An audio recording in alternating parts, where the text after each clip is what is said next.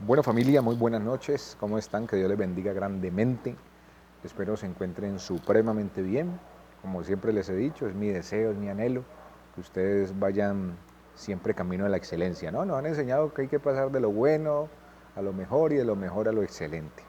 Bueno, en esta noche, además de saludarles, quiero compartir con ustedes algo que el Señor me hablaba directamente, pero es algo que hemos oído muchas veces y ustedes dirán, bueno, el líder siempre comparte lo que ya compartió, vuelve y lo comparte y lo recontra mega comparte, pero sabemos que la palabra de Dios es exquisita y tiene muchas enseñanzas y hay mucho de dónde tomar, ¿no? Entonces yo les voy a contar de una manera muy sencilla y vamos a recordar una historia que está en la palabra de Dios. Es una parábola que el Señor utilizó para enseñarle a los discípulos algo. Y cuando uno la oye por primera vez, uno cree que el Señor está enseñando, es que hay que volverse al Padre. Independiente de lo que esté haciendo, hay que volverse al papá. Y esa es la primera enseñanza que uno recibe, pero si uno se pone a analizar y a meditar un poquito más, se va a dar cuenta que hay algo mucho más grande, o cada vez podemos tomar más enseñanzas de este pasaje.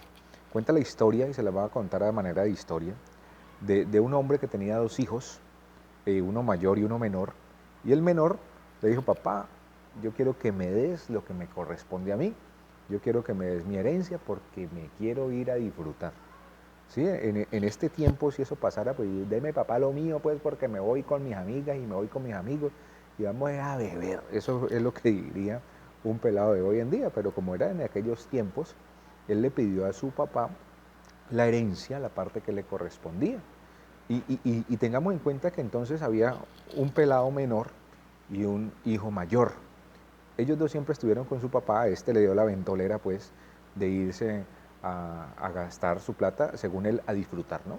Entonces, pues no creo que este señor tuviera cuentas bancarias o tuviera efectivo debajo del colchón, sino que en ese tiempo la riqueza se manifestaba a través de los bienes, es decir, cuántas yuntas de camellos, de bueyes tenían, cuántas ovejas o cuántas propiedades tenían. Entonces, si el pelado quería efectivo, pues ¿qué tocaba hacer? Tocaba que el papá simplemente vendiera eh, o algunas de sus propiedades, sus fincas o qué sé yo.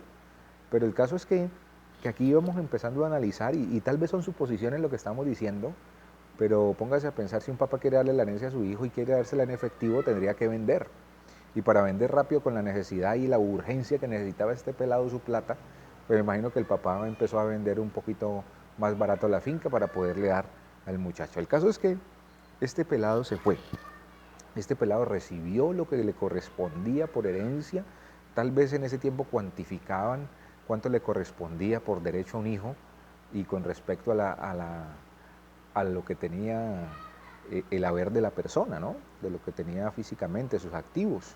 Dependiendo de eso, así mismo harían las cuentas. El caso es que este pelado se fue, este pelado empezó a disfrutar, entre comillas, según él, empezó a despilfarrar, a gastar. Yo me imagino que era lo que llegaba a los bares y decía, yo pago, pues sirvan para todo y yo soy el que pago. Y entonces cayó y anduvo con mujeres, anduvo con amigos, se embriagaba, quién sabe si se drogaba, puede ser, o sea, este muchacho podemos alcanzarnos a dar cuenta que llegó a lo más bajo, cayó en lo más bajo del man, cayó terrible porque la palabra de Dios así lo indica, ¿no? Tanto así que se dice que al final de perderlo todo, él quiso alimentarse con las algarrobas que le daban a los cerdos. Entonces él se acercó a un lugar donde apacentaban cerdos, a una porcícola, digámoslo así, él se acercó, e inclusive él quería comer comida de cerdo. Entonces uno dice, ay, pobrecito el muchacho, ¿no? Pero uno no se alcanza a imaginar la dimensión de la situación en la que el pelado se encontraba.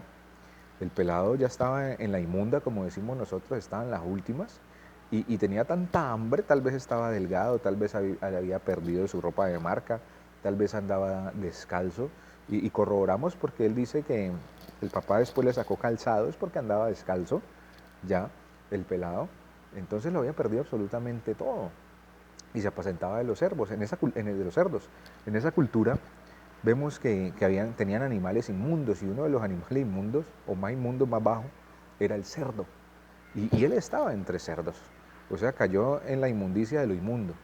Cayó en lo peor, ¿no? En lo peor. Entonces, aquí podemos preguntarnos, y bueno, ¿será que a usted alguna vez le ha pasado alguna situación, lo vivió alguna vez? ¿O usted qué piensa de eso? O sea, ¿será que alguien se puede levantar de una situación de esas? Yo conozco muchos pelados, he conocido muchos jóvenes, personas que inclusive han compartido conmigo y de un momento a otro lo han perdido todo y en este momento son indigentes, están pidiendo en la calle, cayeron en las drogas y nadie los ha podido sacar de ahí. Y entonces aquí hay algo importante,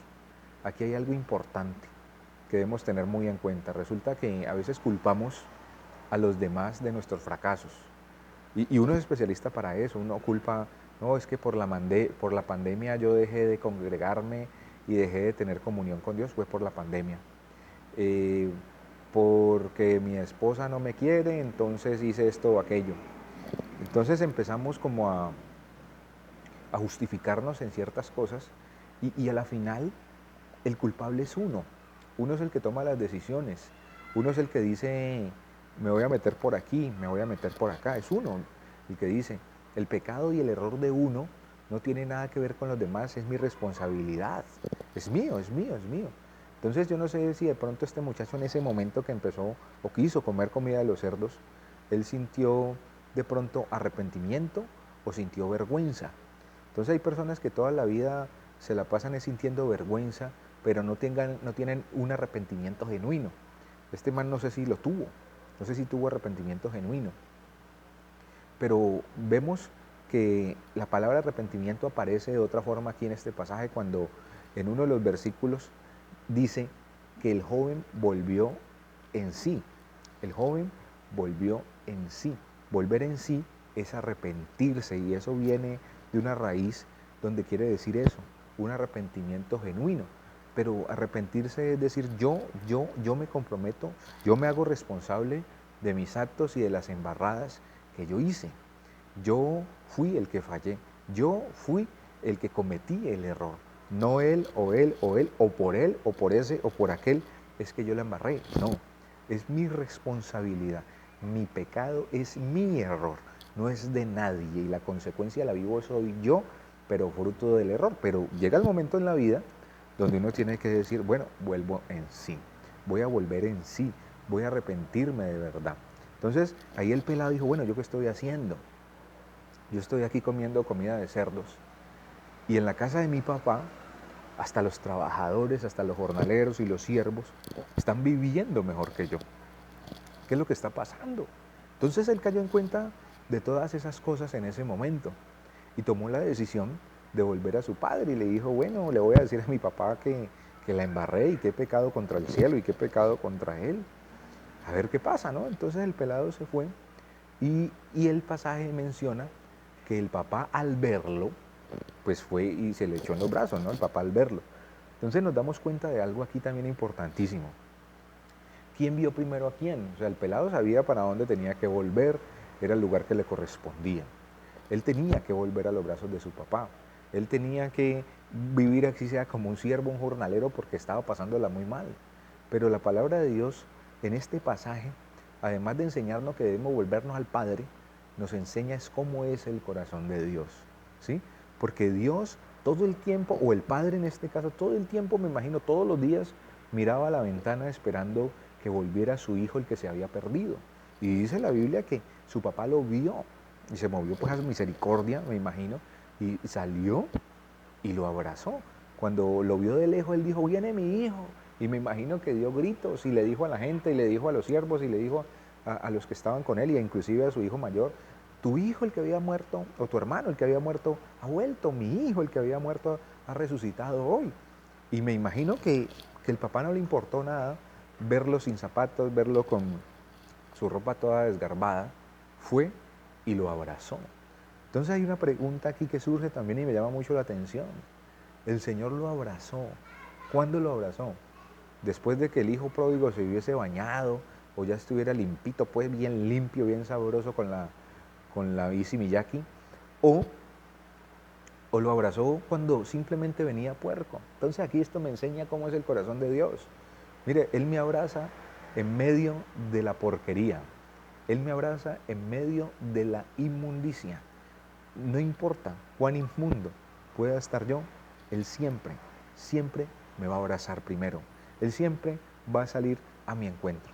Y esto es lo que enseña la palabra de Dios. Entonces, yo quiero dejarte aquí este video de 10 minutos pasaditos, pero continuará. ¿Listo? Entonces, miremos ahí cómo vamos viendo el corazón de Dios, cómo lo vamos viendo, cómo vamos visualizando la realidad de lo que es el corazón de Papá Dios con un hijo que se ha vuelto y con un hijo que regresa. Ahorita veremos más adelante la segunda parte que tiene que ver con el otro hijo. Tenía un hijo mayor, tenía un hijo mucho más grande, ¿sí? Y ese hijo mayor siempre estuvo allí y vamos a hablar de él también y vamos a seguir descubriendo cómo es el corazón de Papá Dios. Un abracito, que Dios te bendiga grandemente.